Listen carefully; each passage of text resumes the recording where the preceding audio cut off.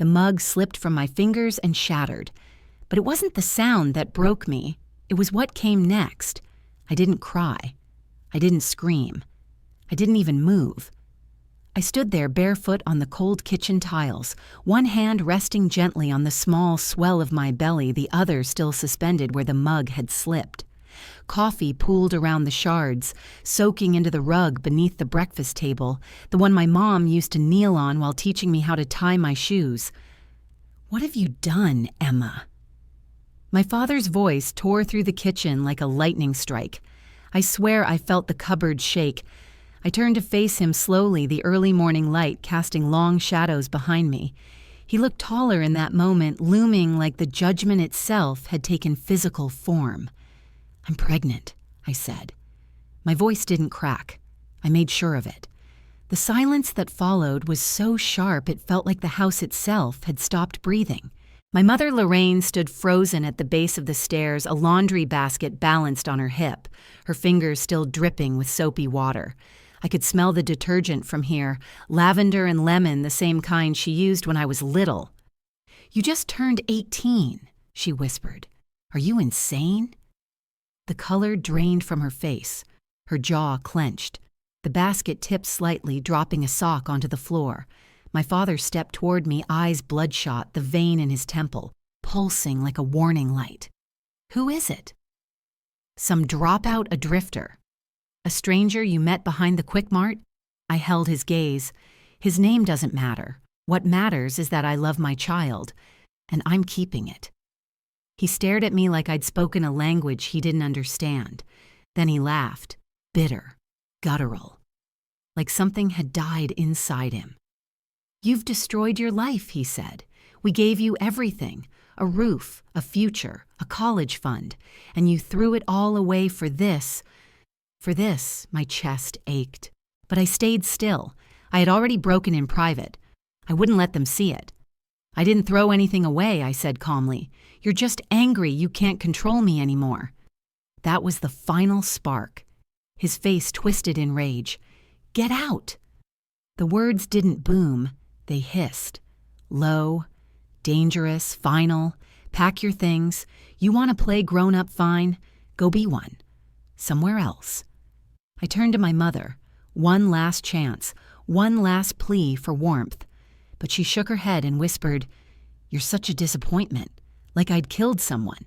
They didn't ask who the father was. They didn't ask what I planned to do. They didn't ask if I was safe. They just erased me. But what they didn't know was this." I had already signed the lease on a small studio apartment 2 bus lines away.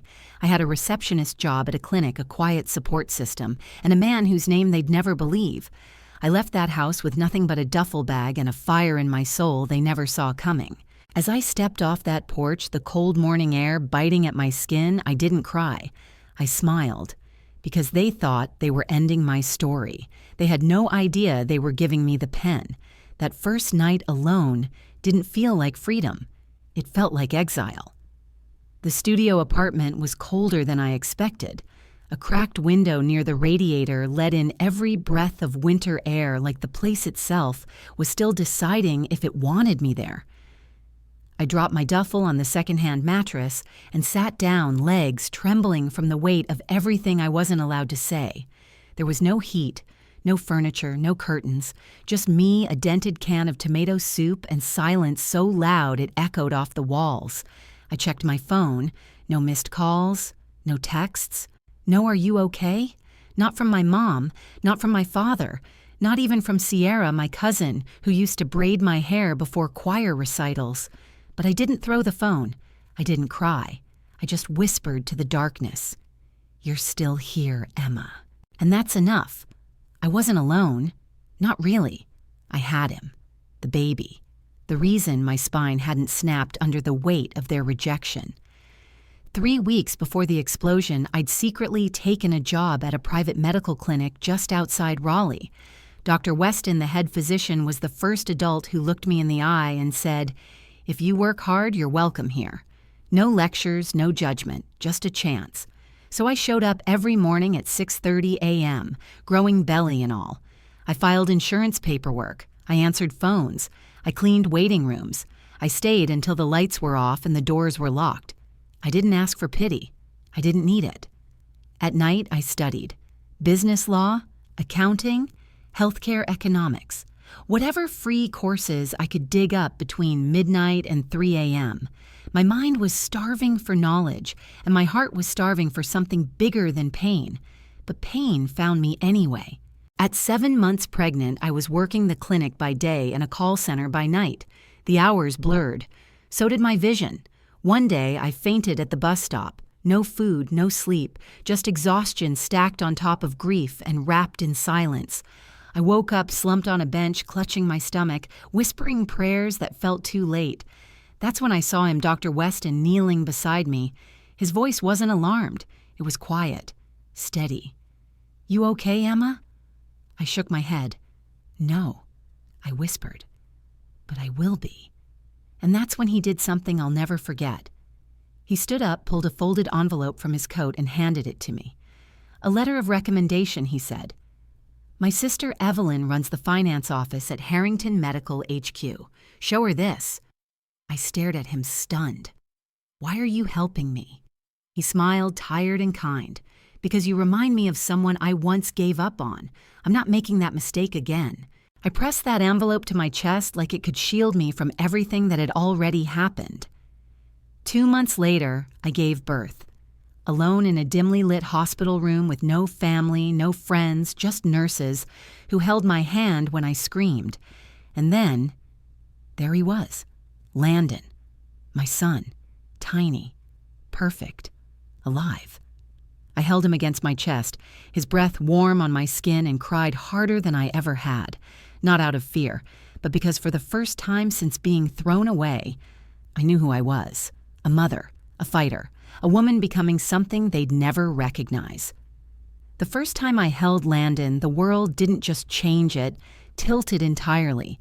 He was swaddled in a faded hospital blanket skin, soft as breath, his fingers curling around mine like he already knew I was his anchor. The nurses had gone quiet. The monitors beeped softly. In that stillness, I felt something sacred, like the universe had given me a second chance. He didn't cry. He just blinked up at me, calm and wide-eyed, as if asking, "Are you ready, Mama?" I wasn't, but I would be. We came home the next day to a studio apartment so cold I could see my breath. The cracked window whistled when the wind passed. I set him down on the mattress I'd dragged closer to the radiator, wrapped him in 3 layers of thrifted baby blankets, and sat down beside him with one hand on his chest and the other gripping a mug of tea I couldn't afford to spill. Outside, the city pulsed sirens, footsteps, winter wind. Inside, I whispered promises I hadn't figured out how to keep yet. "I'll never let you feel unwanted." Not like they made me feel. When Landon was just 8 weeks old, I returned to work remotely this time. Evelyn, Dr. Weston's sister, didn't say much when she hired me to handle billing records for Harrington Medical's finance office. Just 3 sentences: don't miss deadlines, don't make excuses, don't wait for anyone to save you. So I didn't. I worked while Landon napped. I breastfed him with a headset on. I typed spreadsheets with one hand and rocked his bassinet with the other. I bought an old ThinkPad on Facebook Marketplace and taught myself to build pivot tables, balance quarterly budgets, and manage inventory control systems. Sleep became luxury. Discipline became muscle memory. I started dressing differently even at home. Clean lines, neutral tones, fitted thrift store blazers. I wasn't trying to impress anyone. I was trying to train myself to believe I belonged in rooms I'd once been erased from. And when I began coming into the office once a week, just for drop-ins and handoffs, something changed. People didn't see a mistake anymore. They saw a woman. By the time Landon turned 2, I had saved enough to move us into a 2-bedroom townhouse on the outskirts of Chapel Hill. It wasn't fancy. Vinyl siding, thin walls. But it had a front porch, a washer that rattled like an old bus, and floors I didn't have to tiptoe across to avoid creaks. It was ours. I hung wind chimes on the porch, painted the walls myself. I framed a photo of Landon on his first birthday, his chubby hands smashed into carrot cake, and placed it near the door. Every time I walked in exhausted, I'd see that picture and remember, this is why, this is how. My parents still silent. No birthday cards, no congratulations, no sign they even knew Landon existed. The only updates came from my aunt's accidental emails, the ones she copied me on by mistake. I'd see my cousin Sierra's polished life on full display Duke University, a fiancé from Connecticut family beach trips. Photos full of smiles, captions full of pride, but I was never tagged, never mentioned. I was the invisible daughter, the closed tab no one reopened, and for a while, I accepted that. Until one day, Landon, barely 3, looked up at me from the back seat and asked Mommy, "Where's your mommy?" I couldn't answer. Not right away. I just stared out at the road, pretending to focus on the next turn. Because how do you explain to a toddler that sometimes love is conditional? That sometimes the people who raised you don't actually see you? So I said, "She lives somewhere else." And then I whispered under my breath, "By her choice." But I didn't waste time mourning what was gone. I poured that ache into progress. Landon never missed a doctor's appointment. I never missed a deadline. We had no backup, but we had momentum. I was building something not for revenge, for redemption. Sometimes the biggest chapters of your life begin not with fireworks, but with a folder sliding quietly across a table. I was 26, seated in a third-floor conference room at Harrington Medical's regional office. The windows buzzed faintly from the old HVAC unit, and the coffee in front of me had gone cold an hour ago. Across the table sat Evelyn, calm as ever, flanked by 2 division executives whose names I barely knew. She slid a folder across the polished wood and said, "You've been in the shadows long enough, Emma. It's time you took charge." I blinked. Took charge. How Evelyn smiled, not the warm kind, but the one that says, "You earn this." "You're being promoted to head of operations," she said. "Starting salary $138,000. Full benefits. Team of 12. You'll oversee logistics for all 3 clinics. And yes, Landon can stay in the in-office daycare." I stared down at the contract. For a moment, the letters blurred. The numbers looked unreal. I felt like I was floating above the table, watching my life split open like the sky before a thunderstorm. My hand flew to my mouth. I couldn't speak. I just nodded as tears welled up, quiet, controlled, defiant tears. "You've earned every cent," Evelyn said gently. "And before you even try to talk yourself out of this, don't. We need someone like you." And so does Landon. The moment I left that office, I didn't go home. I drove straight to Landon's school. He was 8 then, sharp green eyes, wild brown curls, a backpack almost as big as his frame. He looked up when I walked through the classroom door. "Mom, what's wrong?" "Nothing," I said, scooping him into a hug. "We're going to see our new house." He blinked. "What house?" "Our house," I whispered. "One with a real garden."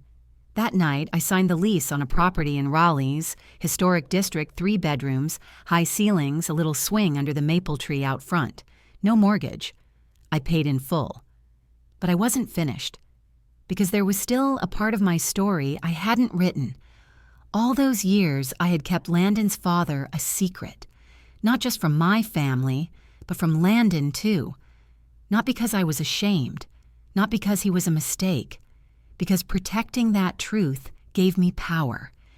You see, he wasn't a dropout or some summer fling. He was a first-year med resident from Johns Hopkins, doing rotations at the clinic where I worked. We met once. It was real. But his family disapproved. Too poor, too young, too complicated. He left for Boston 2 weeks later. When I told him I was pregnant, he offered support. Quiet, polite, and distant. I told him no. Because I didn't want my son to grow up as someone's side responsibility. I wanted him to be mine fully, freely, proudly. For 10 years, I kept it that way. But as Landon grew older, started asking more questions, I reached out. Carefully. Slowly. And to my surprise, the man who once disappeared became something steady. He visited in the summers. He sent Landon books, science kits, letters, stories of medical breakthroughs. No drama. No confusion. just a gentle, distant presence we welcomed on our terms. Landon didn't grow up wondering if he was loved. He knew he was. But none of that. None of it my parents ever knew. Not until the letter. It arrived without warning, plain white envelope, shaky handwriting, postmarked from 2 zip codes away. Emma, it read, "Your cousin told us you live nearby. We didn't know how to reach you. We'd like to meet your son. If you're willing to talk." I stared at the letter for over an hour, not because I was angry, but because they had no idea what they were about to walk into. Some reckonings don't come with fists or fury. Sometimes they come with a front porch and perfect silence. They arrived 10 minutes early. Of course they did. I watched from the tall window beside the door, one hand holding my coffee, the other resting against the wood of the doorframe, steadying myself not from fear, but from a strange kind of calm I had never known in their presence before. Daniel Carter. My father stepped out of the car first. Same rigid spine, same carefully pressed shirt. The kind of man who still believed punctuality was power. My mother, Lorraine, followed. She clutched her purse like it might shield her from whatever waited inside. Her eyes darted across the porch swing, the garden, the polished brick steps. I saw her lips move, a whisper, maybe a prayer. I opened the door before they could knock. They froze. My father's brow twitched. My mother's mouth dropped slightly. I had changed, and they knew it. No hoodie, no trembling hands, no desperate girl dragging a duffel bag across the lawn. I stood tall, wearing tailored black slacks, a cream blouse, and the delicate pearl necklace Landon had given me for my last birthday. Emma. My mother breathed like it was a question. "Come in," I said, stepping aside. They didn't know where to look. The house was warm. Soft lighting filtered through sheer curtains. Framed photos lined the walls. Landon's first steps, science fair ribbons, a snapshot of me, speaking at a Harrington leadership retreat. Everything smelled faintly of lavender and fresh coffee. "Nice place," my father muttered, not as a compliment, but as confusion. How could she afford this? How did she get here? Without us?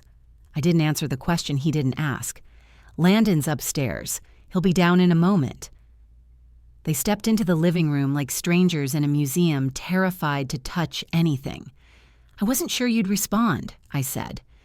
My mother looked at me, blinking like she was trying to recognize someone in a dream. "We were wrong," she said quietly. I said nothing. "We thought we were protecting you," she continued. "We thought if we were hard on you, you'd change. We didn't think you'd actually leave." I nodded slow and even. That was the point. My father shifted, arms crossed. "You were just a kid. You had no plan. I had a child," I said, my voice steady, "and a job, and a spine." The silence that followed wasn't hostile. It was hollow. Then footsteps. Landon appeared at the top of the stairs, calm and composed in a navy blue sweater and dark jeans. He looked older than his 8 years, shoulders straight, eyes kind but unreadable. He descended one step at a time, then stood beside me. "Landon." I said, "These are your grandparents." He blinked once, then nodded. "Hi." My mother gasped softly, her hand flying to her mouth. My father took a half step forward, lips parting. But it wasn't just his resemblance to me that stunned them. It was the photo Landon was holding in his hands. He offered it to my mother. "That's my dad," he said proudly. "He's a cardiovascular surgeon in Boston. He visits in the summer, sends me books every month." My mother's hand shook as she took the frame. Then Landon turned, opened the cabinet, and pulled out another photo. This one of me standing behind a podium with the Harrington Medical logo. "Mom's the head of operations," he added, voice even. "She runs everything." I didn't speak. I didn't have to. That's when it happened. My father's face dropped visibly, audibly, like someone had knocked the breath out of him. He stumbled a step backward, hand gripping the edge of the couch. "You," he whispered, "you built all this." I looked at him. "No," I said quietly. "I built myself." Silence, thick enough to choke. My father didn't sit. He couldn't. My mother sat on the edge of the couch, still gripping the photo like it might explain how the daughter they discarded had grown into someone they didn't recognize. Landon stood beside me, hands folded. He wasn't confused. He wasn't scared. He looked prepared, like he knew all along this day would come. My parents were now guests in a home they never visited, looking at a boy they never raised, facing a woman they tried to erase. Sometimes silence says everything, but not this time. This time I spoke. My father finally cleared his throat, but the bravado was gone. I didn't know you were in contact with the boy's father. I nodded slowly. I wasn't. Not for years. He offered help back then and I told him no, because I didn't want Landon to grow up being someone's burden. I wanted him to know love that never felt like a transaction. My voice didn't shake. Not once. When Landon turned 10, I let them meet. On my terms. In my time. Because I set the standard for what family is. Not you. My mother finally spoke. Her voice was thin like paper on the verge of tearing. He's beautiful, Emma. Truly. I nodded again. Thank you. Tears welled in her eyes. We made a mistake. I didn't say anything. I didn't have to. Because their mistake wasn't a single moment. It was every second they chose silence over love. My father suddenly snapped, not with anger, but desperation. You could have called. You could have come back. We would have helped. I turned to face him fully. No, you wouldn't have. You told me to leave. You didn't ask if I had a plan. You didn't ask if I had support. You assumed I was reckless. And you made sure I knew I wasn't wanted. I felt the crack in my voice then, not weakness, but finality. You kicked your daughter out on the worst day of her life, and now you want to sit on the couch she bought. Look at the grandson you never asked about and pretend none of it happened. My mother wept quietly, hands shaking as she pressed the photo against her chest like it could rewrite the past. I'm sorry, she whispered. I'm sorry for everything. And I believed her, but it didn't change the math. I looked at her eyes dry, heart calm. I forgave you a long time ago, I said, but that doesn't mean we go back. My father looked stunned, like a man standing at the edge of a cliff realizing the bridge he burned would never be rebuilt. This house, I said softly, has no room for shame. He opened his mouth, but I kept going. I raised a boy who respects women. Who knows that love isn't conditional? I became the woman you never believed I could be. And now you're standing in my home, breathing the air I earned, looking at a life you didn't help build. I turned to Landon. Sweetheart, get your coat. We're going to the bookstore.